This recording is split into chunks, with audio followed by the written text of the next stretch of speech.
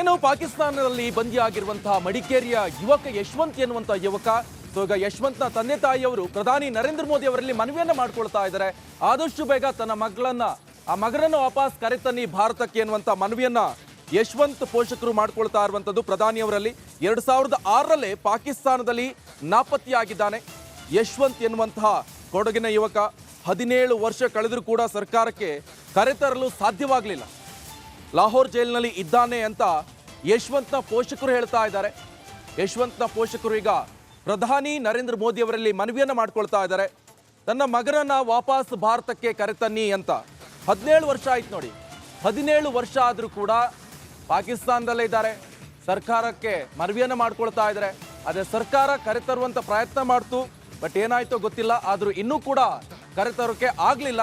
ಆದರೆ ಈಗ ಮತ್ತೊಂದ್ಸತಿ ರಿಕ್ವೆಸ್ಟ್ ಮಾಡ್ಕೊಳ್ತಾ ಇದ್ದಾರೆ ಯಶವಂತ್ನ ಪೋಷಕರು, ತನ್ನ ಮಗನನ್ನ ವಾಪಸ್ ಕರೆತನ್ನಿ ಭಾರತಕ್ಕೆ ಅಂತ ಪ್ರಧಾನಿ ನರೇಂದ್ರ ಮೋದಿ ಅವರಲ್ಲಿ ಮನವಿಯನ್ನ ಮಾಡ್ಕೊಳ್ತಿದ್ದಾರೆ.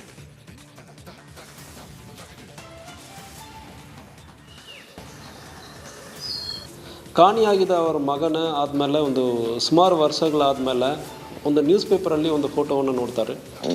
ಆ ಫೋಟೋವನ್ನು ನೋಡಿಬಿಟ್ಟು ಆ ಫೋಟೋದಲ್ಲಿ ಲಾಹೋರ್ ಜೈಲಲ್ಲಿ, ಪಾಕಿಸ್ತಾನಲ್ಲಿ ಇರುವ ಲಾಹೋರ್ ಜೈಲಲ್ಲಿ ಇರುವ ವ್ಯಕ್ತಿ ನನ್ನ ಮಗನ ಫೋಟೋ ಎಂದು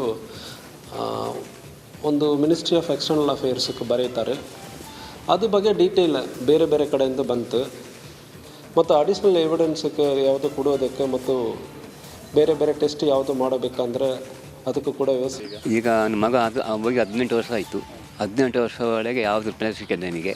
ಇನ್ನು ಮುಂದೆ ಆದರೂ ಮಂತ್ರಿಗಳು ಮನಸ್ಸು ಕೊಟ್ಟು ನನ್ನ ಮಗನ ತಂದುಕೊಂಡು ನಾನು ಪ್ರಾರ್ಥನೆ ಮಾಡ್ತೀನಿ ಅಷ್ಟೇ. ಆದಷ್ಟು ಪ್ರಯತ್ನ ಪಟ್ಟರು ಸದಾನಗೌಡರು. ಅಲ್ಲಿಂದ ಸುಷ್ಮಾ ರಾಜು ಅಲ್ಲಿಗೆ ಹೋಗಿದ್ದು ನಾವು. ಅಂದರೆ ಅವರು ಇತ್ತಿಲ್ಲ, ಆ ದಿವಸ ಅವ್ರ ಮೀಟಿಂಗ್ ಇತ್ತು. ಅದರಿಂದ ಅವರ ಅಟೆಂಟ್ರಿ ಕೊಟ್ಟು ಬಂದ ನಾವು ಅಷ್ಟೇ. ಈಗ ಯಾರ ಮೇಲೆ ಭರವಸೆ ಇದೆ? ಅದೇ ನನಗೆ PM ನರೇಂದ್ರ ಮೋದಿ ಉಂಟಲ್ಲ, ಅವರ ಮೇಲೆ ನಾವು ಭರವಸೆ ಇರೋದು. ಹೌದು. ಬಗ್ಗೆ ಹೆಚ್ಚಿನ ಡೀಟೇಲ್ಸ್ ಅನ್ನು ಕೊಡ್ತಾರೆ ನಮ್ಮ ಪ್ರತಿನಿಧಿ ಅನು ಕಾರ್ಯಪ್ಪ. ನೇರ ಸಂಪರ್ಕದಲ್ಲಿ ಜಾಯ್ನ್ ಆಗಿದ್ದಾರೆ. ಅನು ಕಾರ್ಯಪ್ಪ, ಹೇಗೀತ ನಾಪತ್ತೆಯಾದ? ಇನ್ನೊಂದು ಕಡೆಯಲ್ಲಿ ಆತನ ಪೋಷಕರು ಕೂಡ ಪ್ರಧಾನಿಯವರಲ್ಲಿ ಮನವಿಯನ್ನ ಮಾಡ್ಕೊಳ್ತಾ ಇದ್ದಾರೆ. ಯಾವಾಗ ಮನವಿಯನ್ನ ಮಾಡ್ಕೊಂಡಿರುವಂಥದ್ದು? ಪ್ರಧಾನಿ ನರೇಂದ್ರ ಮೋದಿ ಅವರ ಅಂದ್ರೆ PM ಕಾರ್ಯಾಲಯದಿಂದ ಏನಾದರೂ ರಿಪ್ಲೈ ಬಂದಿದೆಯಾ?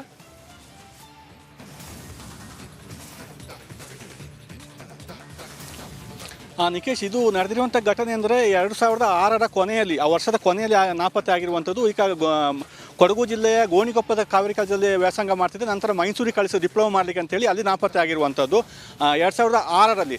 ಅಲ್ಲಿಂದ ಅವರಿಗೆ ಮಗ ನಾಪತ್ತೆ ಆಗಿದೆ ಅಂತ ಹೇಳಿ ಹುಡುಕ್ತಾ ಇದ್ರು. ಮೈಸೂರಲ್ಲಿ ಓದ್ತಾ ಇದ್ರು ಮತ್ತು ಅಲ್ಲಿ ಪೊಲೀಸ್ ಠಾಣೆಯಲ್ಲಿ ದೂರನ್ನು ಕೂಡ ಕೊಟ್ಟಿದ್ರು.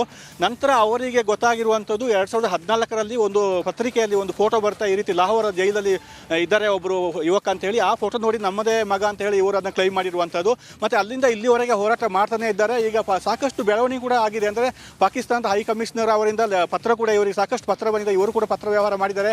ಆಗ ವಿದೇಶಾಂಗ ಸಚಿವ ಸುಷ್ಮಾ ಸ್ವರಾಜ್ ಆಗಿದ್ದರು, ಅವರು ಕೂಡ ಸಾಕಷ್ಟು ಹೆಲ್ಪ್ ಮಾಡಿದ್ದಾರೆ ಇವರಿಗೆ. ಅಲ್ಲಿಂದ ಅವರು ಸುಷ್ಮಾ ಸ್ವರಾಜ್ ಇದ್ದಾಗಲೇ ಆಗ್ತಾ ಇತ್ತು ಮತ್ತು ಅವರು ಮೃತಪಟ್ಟರು. ಅಲ್ಲಿಂದ ಅದು ಸ್ಥಗಿತವಾಗಿರುವಂಥದ್ದು. ಅಂದರೆ DNA ಟೆಸ್ಟ್ ಮಾಡಬೇಕಂತೇಳಿ 3 ವರ್ಷ ಹಿಂದೆ ಪತ್ರ ಕೂಡ ಬಂದಿತ್ತು. ಅಲ್ಲಿಂದ ಇಲ್ಲಿವರೆಗೆ ಯಾವುದೇ ಬೆಳವಣಿಗೆ ಕೂಡ ಆಗಿರೋದಿಲ್ಲ. ಅವರು ಪಾಕಿಸ್ತಾನದಿಂದ ಅಲ್ಲಿ ಲಾಹೋರಿಂದ ಅವರಿಗೆ ಒಂದು ಫೋಟೋವನ್ನು ಕೂಡ ಕಳಿಸ್ಕೊಟ್ಟಿದ್ದಾರೆ.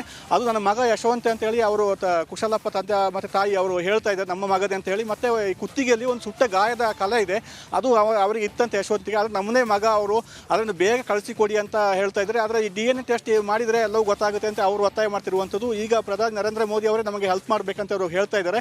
ಮತ್ತು ಇಲ್ಲಿ ಸಂಸದರಾದ ಪ್ರತಾಪ್ ಸಿಂಹ ಇದ್ದಾರೆ, ಅವರೆಲ್ಲ ಹೆಲ್ಪ್ ಮಾಡಬೇಕಾಗಿತ್ತು. ಆದರೆ ಅವರೇನು ಇದ್ರ ಬಗ್ಗೆ ಇದನ್ನು ಗಂಭೀರವಾಗಿ ಪರಿಗಣಿಸಿಲ್ಲ ಅಂತ ಕಾಣುತ್ತೆ. ಮತ್ತು ಹಿಂದೆ ಸದಾನಂದ ಗೌಡ ಅವರು ಕೇಂದ್ರ ಸಚಿವರಾಗಿದ್ದಾಗ ಅವರು ಕೂಡ ಸಾಕಷ್ಟು ಸಹಾಯ ಮಾಡಿದಾರಂತೆ. ಆದರೆ ಇವಾಗ ಯಾವುದೇ ಒಂದು ಪತ್ರ ವ್ಯವಹಾರ ಆಗ್ತಾ ಇಲ್ಲ ಅಂತ ಅವರು ಹೇಳ್ತಿರುವಂಥದ್ದು. ಅದರಿಂದ ಆದಷ್ಟು ಬೇಗ ಮಗನನ್ನು ಕರೆತರಲಿಕ್ಕೆ ಏನೆಲ್ಲ ವ್ಯವಸ್ಥೆ ಬೇಕು, ಪ್ರಧಾನಿ ನರೇಂದ್ರ ಮೋದಿ ಅವರು